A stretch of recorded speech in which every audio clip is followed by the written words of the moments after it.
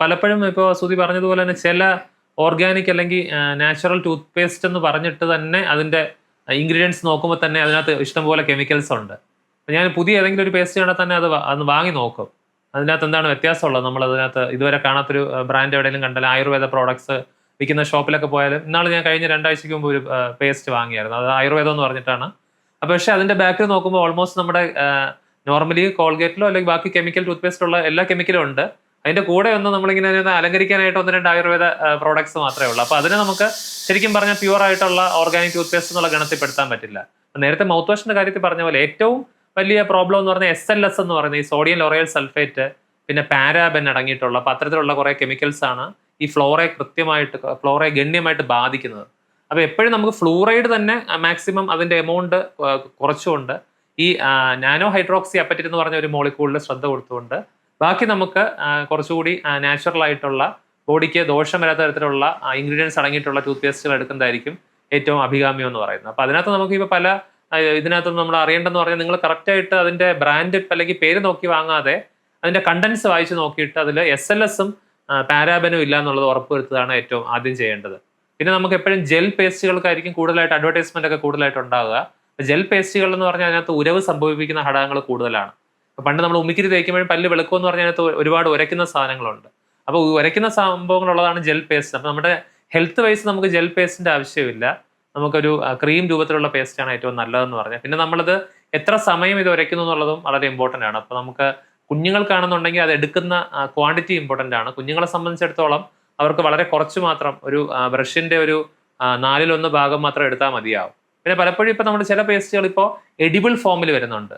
ഇപ്പോൾ പല tooth paste edible എന്ന് പറഞ്ഞാൽ കുഞ്ഞുങ്ങളെ സംബന്ധിച്ചിടത്തോളം മാതാപിതാക്കൾക്കുള്ള ഒരു വലിയ കൺസേൺ എന്ന് പറഞ്ഞാൽ ഈ കുഞ്ഞ് ഈ പേസ്റ്റ് വിഴുങ്ങിക്കഴിഞ്ഞാൽ എന്ത് സംഭവിക്കും, അല്ലെങ്കിൽ ഇത് അകത്തോട്ട് പോയി കഴിഞ്ഞാൽ നമ്മുടെ നോർമലി ഉള്ള ചില കെമിക്കൽ പേസ്റ്റുകളൊക്കെ നമ്മൾ കൂടുതലായിട്ട് അകത്തോട്ട് പോയി കഴിഞ്ഞാൽ ചിലപ്പോൾ അത് വയറിന് ഡാമേജ് ഉണ്ടാക്കും, വയറിളക്കം സംഭവിക്കാനോ അല്ലെങ്കിൽ ഏറ്റവും സിവിയർ ആയിട്ടുള്ള കേസ് പോകുമ്പോൾ സ്കെലിറ്റൽ ഫ്ലൂറോസ് പോലുള്ള നമ്മുടെ അസ്ഥിയിലോട്ടൊക്കെ പോയിട്ട് ഓവർ ഫ്ലൂറൈഡുകൾ അസ്ഥിയിലോട്ട് ഡെപ്പോസിറ്റ് ആവുന്ന തരത്തിലുള്ള നോക്നി സിൻഡ്രോം എന്നൊക്കെ പറഞ്ഞിട്ടുള്ള വളരെ കോംപ്ലിക്കേഷനിലോട്ടൊക്കെ പോകാറുണ്ട്. ഒരല്പം പോയെന്ന് പറഞ്ഞ് പ്രശ്നമില്ല. എന്നാൽ അതുകൊണ്ട് തന്നെ ഇപ്പോൾ കൂടുതലായിട്ട് ഉള്ള ഗവേഷണം നടക്കുന്നതെന്ന് പറഞ്ഞാൽ എഡിബിൾ പേസ്റ്റുകളൊക്കെ പറ്റിയിട്ടാണ്. എഡിബിൾ എന്ന് പറഞ്ഞാൽ നമ്മൾ കഴിച്ചാലും കുഴപ്പമില്ല. അപ്പോൾ നമ്മൾ സാധാരണയായിട്ട് ഭക്ഷണത്തിൽ ഉൾപ്പെടുത്തുന്ന കാര്യങ്ങളെല്ലാം തന്നെ ഉള്ള പേസ്റ്റുകളാണെന്നുണ്ടെങ്കിൽ അത് നമുക്ക് ഈ പറഞ്ഞതുപോലെ പ്രശ്നം വരാറില്ല. ഇപ്പൊ പലപ്പോഴും നമ്മുടെ ഒരു ഫണ്ണി ആയിട്ടുള്ളൊരു കമന്റ് ഞാൻ ഇവിടെ വായിച്ചതെന്ന് പറഞ്ഞാൽ, ഇപ്പോൾ പലയിടത്തും പല രാജ്യത്തും ഈ ആഹാര പദാർത്ഥങ്ങൾക്ക് ക്ഷാമം നേരിടുന്ന രാജ്യങ്ങളുണ്ട്. അപ്പൊ അതിന്റെ ഒരു കമന്റ് ആയിട്ട് അവർ പറയുന്നത് പറഞ്ഞാൽ, നമുക്ക് കുഞ്ഞുങ്ങൾക്ക് പല രാജ്യങ്ങളിൽ അണ്ടർ ഡെവലപ്ഡ് ആയിട്ടുള്ള കണ്ടീഷൻസ് രാജ്യങ്ങളിൽ അവർക്ക് കഴിക്കാനായിട്ട് പഴങ്ങളും പഴവർഗ്ഗങ്ങളും ഇല്ല. അപ്പോൾ ഉള്ളതെല്ലാം പേസ്റ്റിൽ സോപ്പിലുമാണല്ലോ എന്ന് പറഞ്ഞിട്ടുള്ള ഒരു ഫണ്ണി കമന്റ് ആണ് ഒരിക്കൽ കണ്ടത്. അപ്പൊ അത് പക്ഷേ ഇതെല്ലാം തന്നെ ഒറിജിനൽ ആണോ എന്നുള്ളതാണ്. പലപ്പോഴും നമ്മളിപ്പോൾ ലക്സ് സോപ്പിലാണെന്നുണ്ടെങ്കിലൊക്കെ ഈ ഇത് എന്താണ് സ്ട്രോബെറി അടങ്ങിയിട്ടുണ്ടെന്ന് പറയുമ്പോൾ ഇത് ഒറിജിനൽ ആയിട്ടുള്ള പഴം തന്നെയാണോ അതോ അതിന്റെ ജസ്റ്റ് ഒരു ഫ്ലേവറോ എസൻസോ മാത്രം എടുക്കുന്നുള്ളതും നമുക്ക് പഠന വിധേയമാക്കേണ്ടതാണ്. ഏറ്റവും സിമ്പിൾ ആയിട്ട് പറഞ്ഞു കഴിഞ്ഞാൽ, ഇപ്പോൾ ഒരു പച്ച ഡോട്ട് ഉണ്ടെന്നുള്ള ഇതിൽ വെച്ചിട്ട് നമുക്കത് 100% വെജിറ്റേറിയൻ ആണെന്ന് ഉറപ്പുവരുത്താനും പറ്റില്ല. അതിൻ്റെ അകത്ത് എവിടെയൊക്കെ കെമിക്കൽസും അടങ്ങിയിട്ടുണ്ട്. അപ്പോൾ തീർച്ചയായിട്ടും നമുക്ക് ഏറ്റവും സിമ്പിൾ ആയിട്ട് ഈ 2 കാര്യങ്ങൾ മനസ്സിൽ വെക്കാം. SLS എന്ന് പറഞ്ഞ സോഡിയം ലോറയൽ സൾഫേറ്റ് എന്നും മീഥൈൽ പാരാബൻ എന്ന് പറഞ്ഞാൽ പാരാബൻ എന്ന് പറഞ്ഞിട്ടുള്ള സംഭവങ്ങൾ എവിടെയെങ്കിലും ഉണ്ടെന്നുണ്ടെങ്കിൽ അതുള്ള പേസ്റ്റുകൾ കഴിവതും ഒഴിവാക്കുന്നതാണ് ഏറ്റവും നല്ലത്. ബാക്കിയുള്ളത് നിങ്ങളുടെ ഒരു ഇഷ്ടത്തിനനുസരിച്ചിട്ട് ഏത് ഫ്ലേവർ വേണമെന്നുള്ളത് നിങ്ങൾക്ക് ചിലപ്പോൾ തിരഞ്ഞെടുക്കാൻ സാധിക്കും. കുഞ്ഞുങ്ങൾക്ക് കൊടുക്കുന്ന സമയത്ത് അത് കഴിവത് എഡിബിൾ പേസ്റ്റുകൾ വരുന്നുണ്ട് കുഞ്ഞുങ്ങൾക്കുള്ള രീതിയിൽ.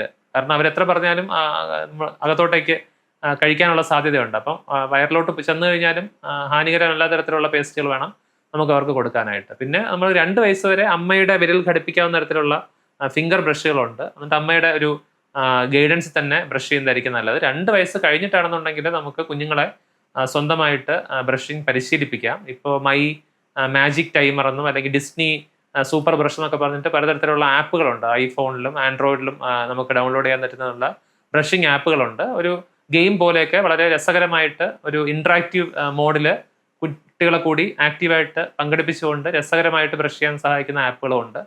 പാശ്ചാത്യ രാജ്യങ്ങളിലാണെങ്കിൽ ച്യൂവബിൾ ബ്രഷുകളും ഒക്കെ വന്നിട്ടുണ്ട്.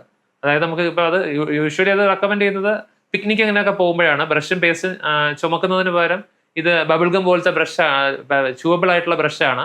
ബ്രഷ് പോലെ ഒരു സാധനമാണ്. അത് കടിക്കുമ്പോഴത്തേക്ക് അത് ബബിൾഗം പോലത്തെ തന്നെ ഫോമിലാണ്. അതിന് പേസ്റ്റ് കൂടെ വരും. അപ്പോൾ അത് നമ്മൾ ജസ്റ്റ് ഒന്ന് വായിൽ കുറച്ച് നേരം കൊണ്ടു കഴിഞ്ഞാൽ പല്ലൊന്ന് വൃത്തിയാവുന്ന ഒരു ഫ്രഷ്നെസ് കിട്ടുന്നുള്ളതാണ്. നമ്മുടെ റെഗുലർ ബ്രഷിങ്ങിന് പകരമായിട്ട് സജസ്റ്റ് ചെയ്യാൻ പറ്റില്ല. പക്ഷെ കുട്ടികൾക്ക് കുറച്ചുകൂടി ഇന്ററാക്റ്റീവ് ആക്കാൻ വേണ്ടിയിട്ടുള്ള പല ഈ പറഞ്ഞ പോലെ പല ഇൻവെൻഷൻസ് ആണ് ഇതൊക്കെ തന്നെ.